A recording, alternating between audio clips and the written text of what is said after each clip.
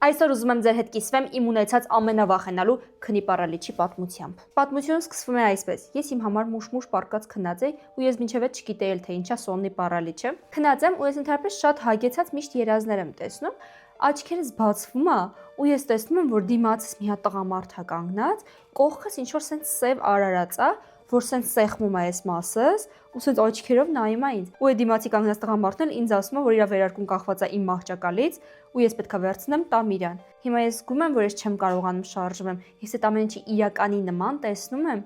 ու չգիտեմ էլ ինչ անեմ։ Մենակ հիշում եմ, որ սարսափելի վախեցել էի, որովհետև սրտից ձայնը ահավոր բարձր լսվում էր։ Իրականում չեմ հիշում ոնց արթնացա ու մինչև հիմա էլ չունեմ սխեմա, թե ոնց արթնանալ սոննի պարալիչից, եթե ունեք լայվ խակեր կարող եք գրել մեկնաբանություններում, բայց դա իմ ունեցած առաջին փորձն էր ու ես հիշում եմ, որ ես ուզում էի գոռայի մամա, չէի կարողանում։ Հետո արթնացել եմ, տեսել եմ, որ այդ ամբողջ ընթացքում լացել էի փաստորեն։ Չգիտեմ, ահավոր էի վախեցել, իրականում էլ չէի ուզենա կրկնվել, բայց դրանից հետո մի քանի հատ էլ ունեցել եմ, եթե ձեզ հետաքրքիր է, կարող եմ մյուսներն էլ պատմել։ Մի խոսքով այսօրվա իմ սոննի պարալիչը այսքանն էր, ձեզ շնորհակալություն, որ մինչև վերջ նայեցիք, հետևեք ինձ, որ չկորցնեք։